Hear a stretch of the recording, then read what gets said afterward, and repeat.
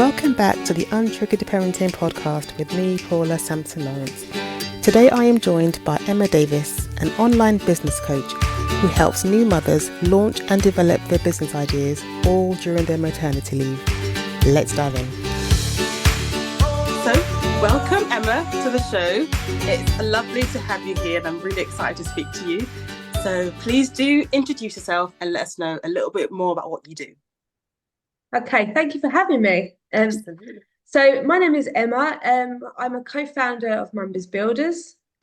We essentially help create, launch and scale online courses for mums. So mums, we help them create, launch and scale their own bespoke online course. I say co-founder because my husband is also in the business with me. We started it together, essentially. So did you start your business while you were on maternity leave, or did you have an inkling before that at some point you wanted to start a business and it seems like the right time for you? So if I take you back, we've been in the online world, in online business for around 5.5, 6 years. And we started our fitness business online and we did really, really well at that and loved it. And at the time, we didn't have the skills or knowledge on how to scale it. So therefore stopped because we panicked and therefore stopped it all and went back to our corporate careers. And then we fell pregnant. We were expecting our first little boy. And this is where kind of Mumbiz Builders became. I was on maternity leave. And when I first originally started maternity leave, I was actually writing my book all about diabetes type 2 and how transforming your kind of nutrition and your fitness habits can influence you, can make lifestyle changes. And it was all based on a really important family member of ours. So I was writing my book and I had my baby and I was around 3.5 weeks, 4 weeks postpartum, which, as you can imagine, your head is scrambled. Oh, yes. Huge life change. We hadn't slept probably for three weeks, I'd say. Yeah. It was at least 2 hours a night, maybe that. My little boy at the time was cluster feeding and I didn't choose to breastfeed. So at that time, that was the only lifesaver at that time. But I knew that I didn't want to go back to work. I knew that it was so clear in my mind. I actually knew on the day that I went off on maternity leave to have my baby that I was never going back. You're not coming back. I'm not going to see you guys ever again. I knew it, and it was a perspective shift, I think, a priority shift. Yeah. And I'd heard people talk about it, and I was thinking, yeah, I can do that. I can commute, corporate career, lovely. I'll do that and raise my baby. And I had my baby, and I was like, he's more important than any of it. And I decided quite quickly I wasn't going back to work, but I wanted to help other mums do the same, as in create their online business, create, launch and scale their own online course. And I knew that other mums had knowledge and expertise and they could monetize their skills online. And I knew that was the kind of way forward. Wow. I love that you knew. And I think a lot of mums maybe have that thought, but they don't know what to do in its place. So they just go, I don't want to go back to work, but I don't have any alternative. So it's great that you're sort of, because you've had that background before, you were going to sort of go into it. So if there is a mum now who's maybe considering it, but she's just plagued with all the negatives, right? What do I do? What am I going to do? I don't have the time. I'm not in the right headspace. What would you say to that mum right now? What's the first step? So I think the first step is to take a massive deep breath. As mums, as first-time mums, we're surrounded with that mum guilt that, what if we did have something for ourselves? You need to get into that mindset that we are allowed something for ourselves. So I felt on maternity leave that work was my comfort. It was my, I can go back to it. So if I really wanted to, I had it there. Like a plan B sort of thing, like a crutch. Yeah, sort of thing, yeah. A plan B. And I kind of used that as my motivation because I had like a deadline day or a D-day as I work it. And my first kind of steps were to think about what I wanted to do that online business in. Yes. That was the first step. And use maternity leave as a way to work around hours that are not necessarily something you've been used to. Yes. So Yeah. we can, go for walks at, say, 4 o'clock in the afternoon, and then maybe, do a little bit of research in the afternoon. It's not something I found to be over daunting. Yeah. But definitely use the time that you have when baby's napping, I would definitely say. Yes. To have a look. Just, feed your brain, because I did definitely find that when I had that time to just think, which wasn't very often, but when I did, I wanted to take action, and I had that D-Day. Yeah. So yeah. And where does the idea come from? What would you say to somebody if they don't know what to do, what idea to go with? Are you going to tell them to follow their passion, or see what's sort of on trend? What would be advice about getting the idea for the business? So I'd say to you to sit down of an afternoon or a morning, whenever your mind is kind of free and fresh, and just think about all the experience, all the knowledge that you have. And a lot of the time, mums that don't want to return back to work and have that kind of financial burden, or have that moment, there is so much that you have to offer somebody else. And a lot of the time, it's the imposter syndrome. Because you have that moment where you go, oh my God, I can do this. I've got knowledge and passion in that. I've got skills in this. But who wants to learn that? And actually, somebody does. Somebody does, yeah. Somebody does. And have that kind of list written down with all the different things that you have experience in. Like, if you were selling yourself as a person, what can you teach somebody? What can you tell somebody about you? And the mere fact that you're a new mum is massive. There are so many new mums out there that just want that added tip or trick. How can I get my baby to sleep? Or what can I do during nap time that will make me feel like I'm getting some sense of identity back? And what would you say in terms of time management? Because I think, especially in the early days, right? The baby's sort of off timetable, as I call it. And they're new beings. They're just trying to figure their life out in the world. And so you might be sleep deprived. So, and you mentioned earlier about, you can go for a walk at a certain time and then research, brainstorm. Do you think there needs to be some sort of solid plan in place, as in, say, you block out times throughout the day that I'm going to do this. So you show some sort of commitment, like a level of commitment to what you're doing. So what I did, I started listening to wake windows and nap times. And I more did it for me, for my sanity, than I did for anything else. Because beforehand, I was very much go with the flow. But what I noticed through listening to wake windows and through listening to nap times is that baby needs the rest as much as you do. So I utilised the wake windows of, say, I think at the time it was probably an hour and a half of sensory things, and then they'll go to sleep for a little while. And I used to schedule, like, the first nap, get washing done and things that around my house that were good, and then the second or third nap I'd do little bits and break the tasks down into those particular timings. And that then because he was a summer baby, I used to use afternoons as a time to go for a walk, think about what I wanted to do, and then sometimes in the evening when my partner got back and I had additional support, I could focus on something for me for a little while. So that's kind of where that time came in. So I utilised a lot of my evenings a lot of the time. And what about somebody who's concerned about finances? So if they're thinking, if I start a business, I'm going to have to pay for, I don't know, websites or logos and all this sort of startup costs, and you're thinking, I'm on maternity leave, I might be on, maternity pay, which might not be the same as what I was getting. How do you alleviate some of those fears? What can they do to sort of keep costs down, or even not pay anything for now anyway? So in the immediate steps, I didn't pay anything. What I did immediately was to have a look at what was already out there that could help me start my business, or help me start up. So utilising my social media platforms, things like Instagram, things like Facebook, things like TikTok. I had to look at what other people were doing. The online course came to me when we discussed, my husband and I, what background we had and what we kind of had taught others.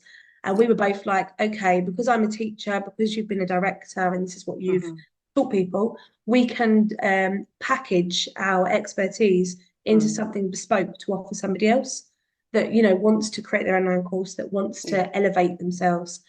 And what we did is we looked at it rather than the fear, we looked at it as an investment and something that we wanted to work on for ourselves. Yeah, I love And that. I love that. in the first days, I was kind of like, oh my God, you know, I can't spend some money on a mentor because, you know, I don't have it. And then I thought to myself, well, hang on a minute. I'm going on these Costa Coffee dates. I'm paying for Baby Sensory. I'm paying for this, paying for that, paying for the other. And there's nothing wrong with paying for the baby classes. They're beautiful. They're lovely. And it was a good chance to get out. But actually, all that kind of gave for me was, it actually gave me added stress. I'm not sure what anybody else is like with baby classes. But the mere thought of trying to get my newborn out of the house before 9 a.m. was, even now, and he's 10 months old, it's hard. But Do you know what? Sorry, side note. Whenever a new mum always says, what can I do with my baby? I'm like, sit at home with your baby. Put them on a mat. 100%. I'm like, where are you going? Maybe that's just me, but I'm like, we're chilling, right? Anyway, sorry, that's you. No, completely. Do you know what, actually? I was involved in, I got so into the mindset of baby classes that I felt like I had to have them every single day.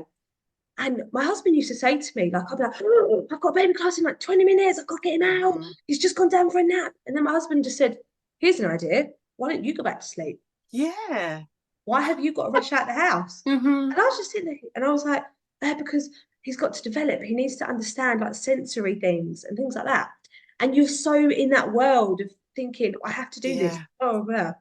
And just stop for a second. just chill. Just like, hang on a minute. I can chill. Yeah. Have a minute to myself. Baby is asleep. Wow. Okay. And then my husband made the joke saying, get some tin foil out and put some tin foil around him and make the noise. That's baby sensory. And I was sitting there thinking, I hope no one from baby classes will ever listen to this. And I'm so sorry if you do. I swear, I'm always so like, my youngest was born in 2019, December. So literally he was 2 or 3 months before when COVID hit. And I was like, that's fine. We're good. Because all my I've got 4 kids, right? I've got 4 kids. Wow. Yeah, I do. I've got 4. So all their classes stopped. And all that kind of getting the baby, got to take one to swimming, got to take. I'm like, we are staying home and we're good. Yes, after a while, it was like, oh my God, I've got to get the kids out. But I quite enjoyed just being with my 2-3 month old and just chilling. Anyway, I told you I digressed, didn't I? I was gonna digress. I realised quite quickly it was more pressure of other mums. Yeah. And it was more pressure of everybody else around me that, you know, was pro baby class that I should be doing them. And when I stopped and just had a moment, I was like, wow, now I actually have time to think. Now I have time to do things. Slow down. My mum taught me actually a really great trick. She said to me when he was about 2 months old, and I was thinking, I was so serious about the business, it's unbelievable. And I remember her saying in the olden days, and she's not old, she was saying in the olden days, we'd put our babies out in their pram in the garden with the shade and they'd listen to the birds. Yeah. And I was sitting there thinking, sorry? What? You don't have to entertain them? Or even just go for a walk, even. Just put them in this walk around. They'll look at the sky. And, you know. It was mad because I kind of sat there and thought, well, hang on a minute. I'm trying to, like, you know, get out of this house, bust everything out of my soul to get out. Pack the bag and all the stuff and all the... And don't they need so much? All the stuff that you got, that big bag that you got to carry. And if you forget one muslin cloth, that's when they're going to spit up everywhere, aren't they? Oh, don't. And that was the other thing. Like, you'd have to worry about feeding times. But back then, they were Joshua was every hour and a half. He was cluster feeding. So then I was like having that anxiety of, he's just about to be fed. But in the newborn days, they scream. Yeah, now, feed me right now. Feed me right now. So if you would, you know, if you'd paid, and this is a genuine truth, I think I'd paid £45 for 6 sensory sessions. I made 3 of them.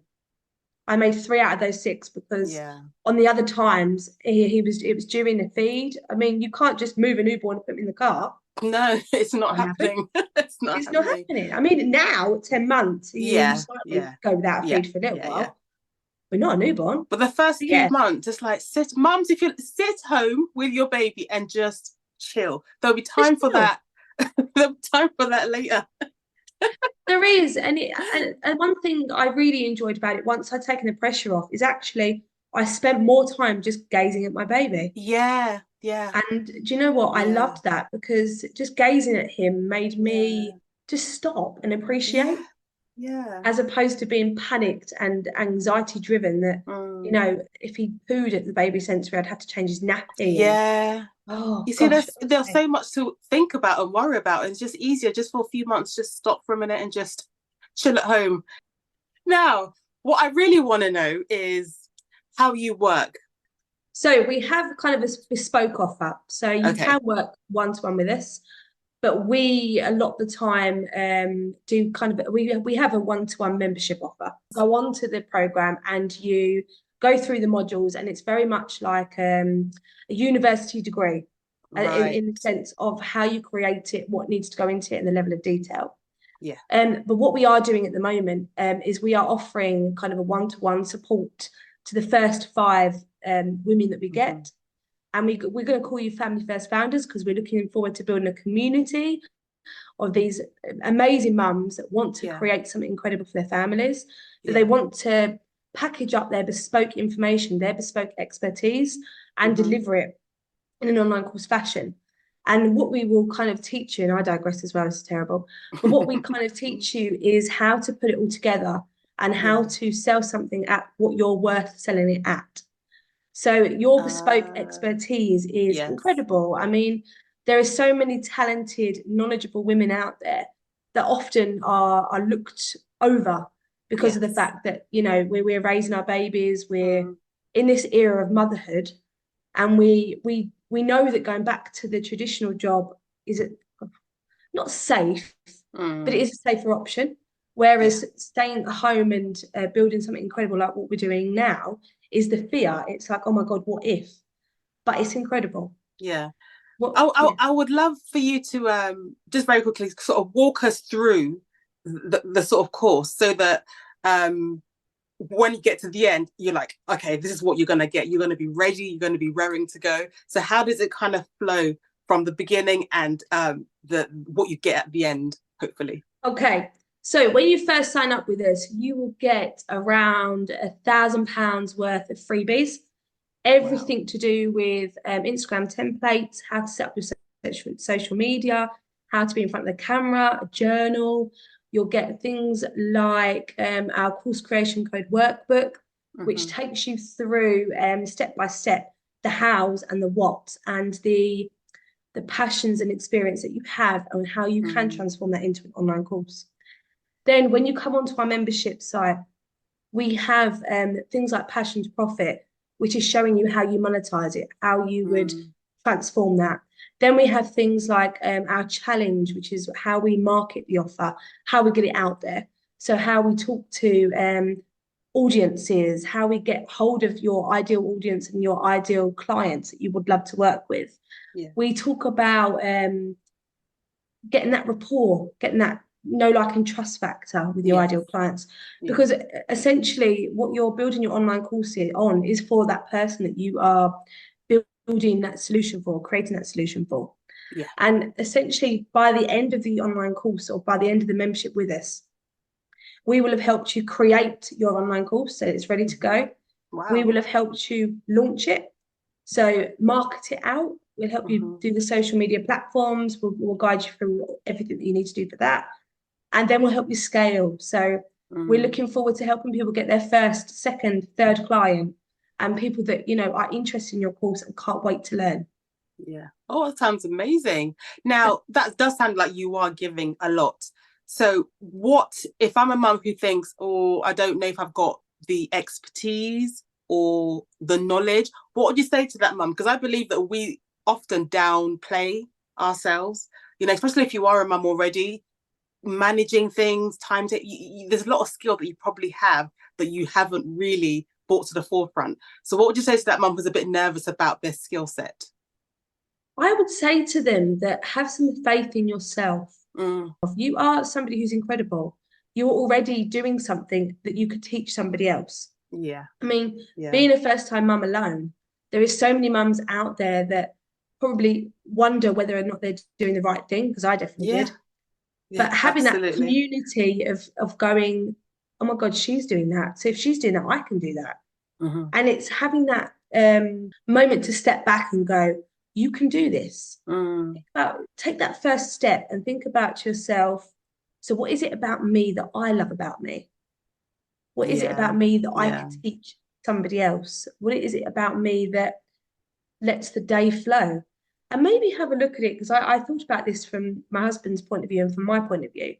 As a wife, there are so many different things that you do for your husband, like, Mm. Yeah. but you will have subject knowledge in something, and you Hmm. will have expertise in something. And like, for example, me, I had a background in fitness. I Mm. taught PE for 6 years. Well, I worked with young people. So an Mm. amazing skill that I had was being approachable. It was having Yeah, confidence. It was yeah, having the ability to give young people advice. yeah, I mean, that alone is something that you could do an online course on, how to work with young people. I yeah, mean, so yeah. many of us look at young people and go, oh my God, like you're a different universe to us. Hmm. They're not, they've just got a different set of technological skills and attitude. Yes. I don't know if you've got any teenagers. Oh yes, 14-year-old. Oh, Just turned 14. 14. Well, Perfect. he's So great though, so luckily he's lovely.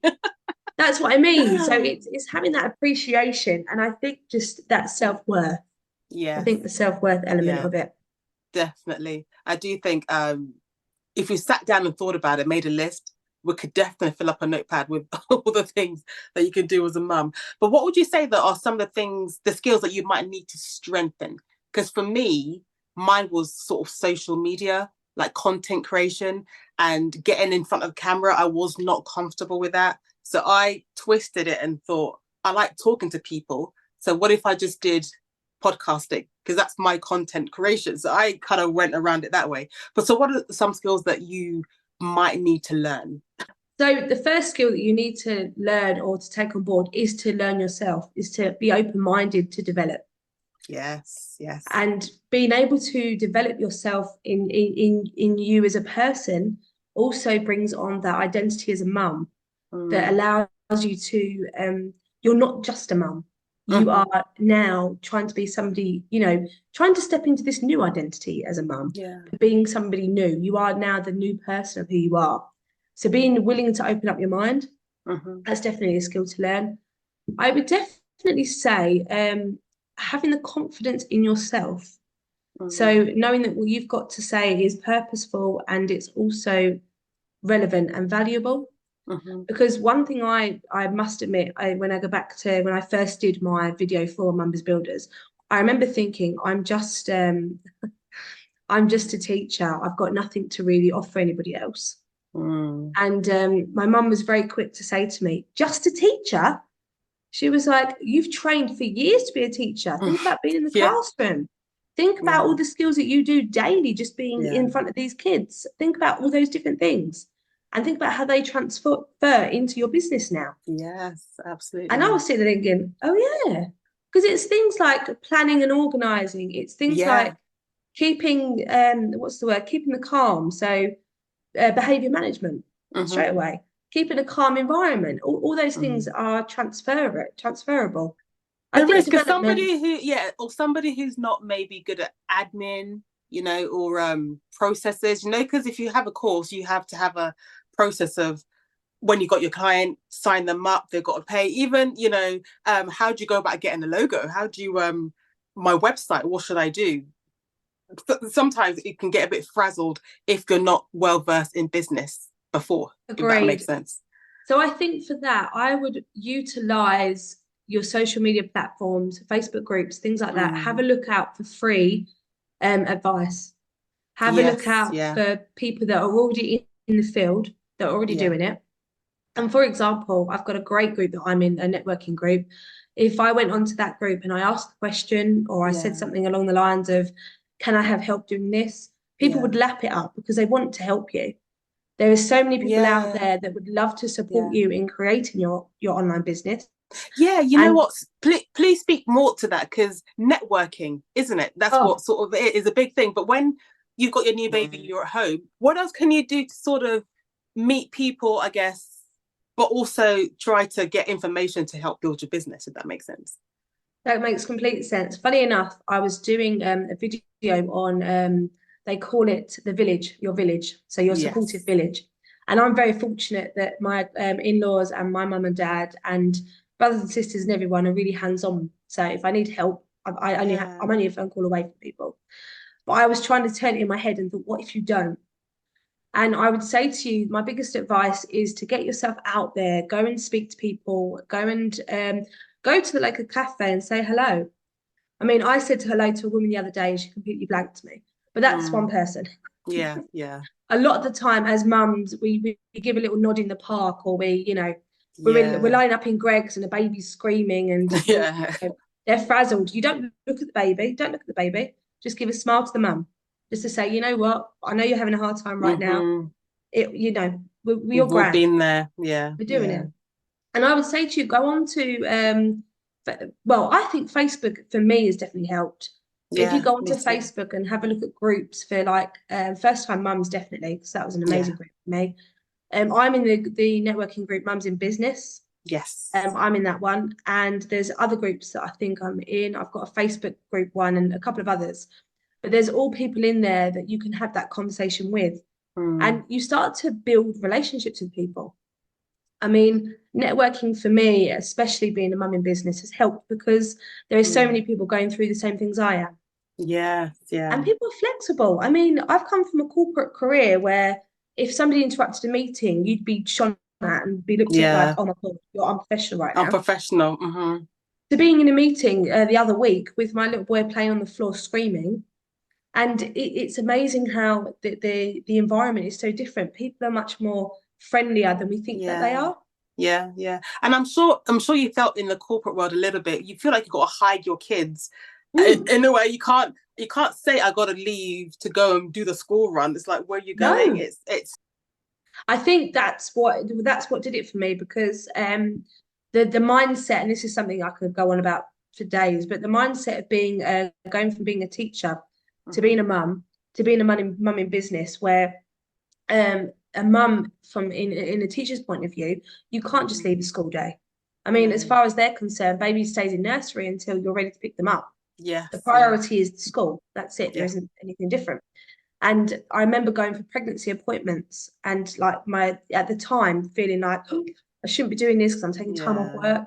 And now I'm living in like this flexible world where I can take the baby with me. I don't need to apologize. I'm going out to do that. Yeah. Yeah. And it's such a different, suddenly I'm not as anxious anymore. Yeah. Suddenly I'm like, okay, we can do this. And it's so weird, isn't it? It's so funny. Yeah. How we're programmed. I love what you're saying, because it's almost living your life on your terms and trying to cultivate a life that you want to live, as opposed to having this, I know not everyone might be in the position to be able to do that, to say, I'm not going back to my job, but, try it, right? Give it a go and see what happens. And you mentioned right at the beginning, you gave yourself a deadline. And if you could quickly speak to setting a realistic goal for this, because obviously things aren't overnight, but what's a realistic goal for someone who's just getting started? Okay, so interesting question. So before I went on to maternity leave, I knew that at the time I wanted to continue with our fitness business. I wanted to start that back up. And how long what did you plan to be off when you left your job? I because I was commuting a lot. Yeah. And I was quite heavy. I had quite a high risk pregnancy. I started maternity leave quite early. Okay. So I think March, April, May. I had 3 months before my baby was due. Okay. Which I know that not everyone could be in that position, but at that time, that's what I did. And I knew that I'd probably, this is where the other kind of thought process came in. So essentially, I wanted to originally pick up our previous business. That's what I wanted to do. Right. Okay. So I planned for maternity leave to finish at around about April, May time. Right. But I had different issues because I had a high risk pregnancy. So it didn't allow me to do all the traveling I had to do. So I had to come off early. Yeah. And the biggest anxiety for me was, for most mums, oh my God, I'm not going to get paid. What am I going to do? Yeah. And my husband saw it completely differently. He spun it completely differently. He said, at this point, your health comes first. Yeah. Baby comes first. and whatever happens, we'll deal with it. So we know that we've got this time. So you've kind of got until October really-ish to work on whatever you need to work on, and then we'll work it out when we get there, type thing. Yeah. So a kind of spontaneous attitude. But my goal was really simple at the time. I had that 3 months to kind of rest. So I decided, I know I'm not a restful mind, so this is not, find it easy to chill. I don't find it easy to chill. So my head is very much like, what am I doing next? On the go. Yeah, on the go. On the go. I can chill. I love, sitting back watching reality TV. I can. Yeah. But it's very hard for me. But I started making a plan of what I wanted to achieve by which months. So I came on maternity leave end of February last year. And my original plan was to write my book. I remember you said, yeah. I did. Yeah. I wrote 90% of it, and then we had a lot of complications near the birth that just meant that the book went on the side for a little while. So I need to pick that back up. But funny enough, Mumba's Builders wasn't actually started or wasn't actually in the idea or motion until baby was born. So that's where it all threw a spanner into the works, because we were kind of like, right, okay, we had this idea. We're now going to stop that and we're going to do this idea. So my original goal when Mumba's Builders started, I made kind of a list of everything that I knew had to go into being an online business and for it to be successful. And then we ticked them off by months as to what we wanted to achieve. So I looked at it as 30 days as opposed to what am I going to get that day done? Because life with a newborn, you don't know what's going to happen from one day to the next.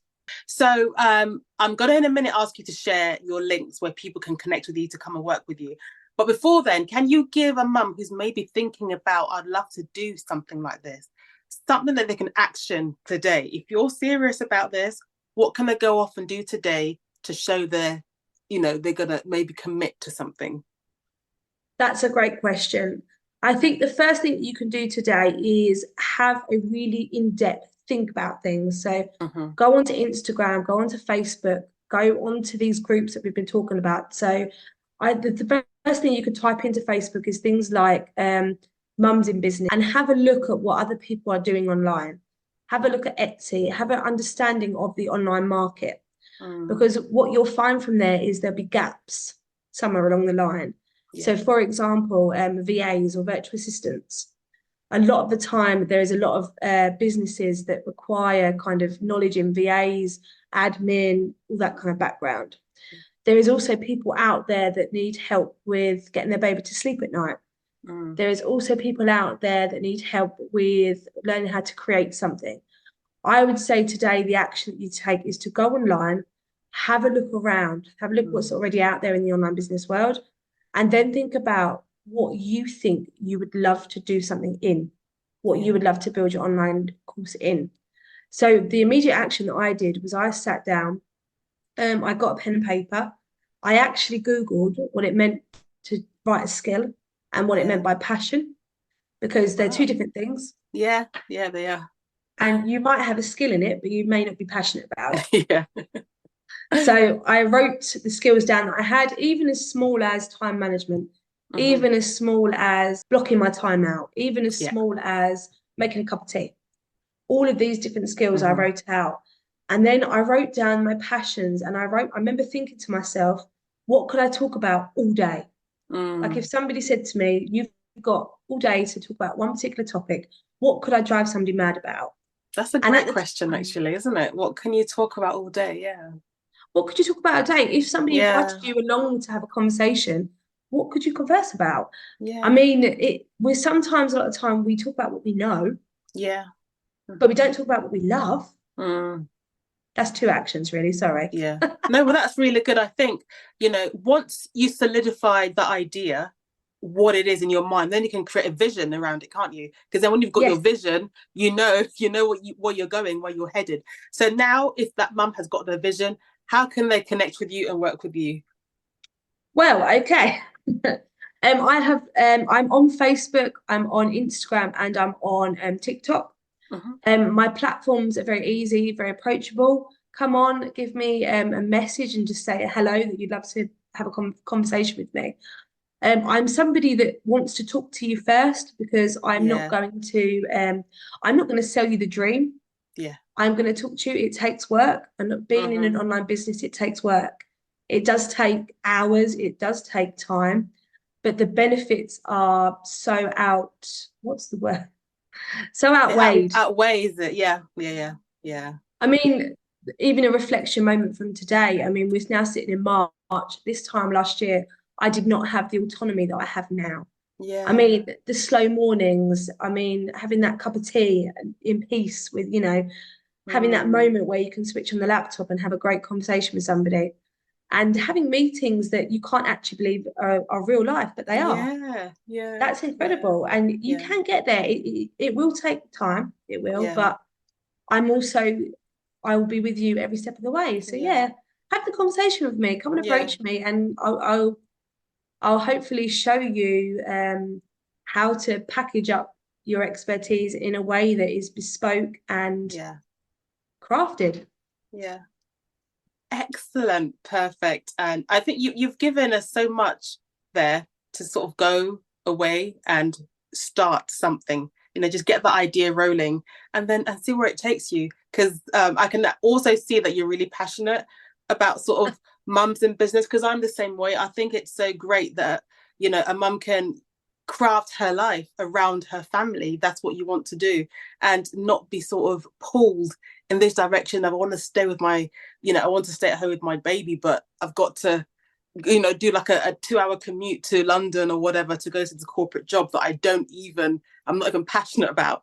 And just showing, I love talking to women who show that there's another way and it's possible. And whatever you think you can't do, you can.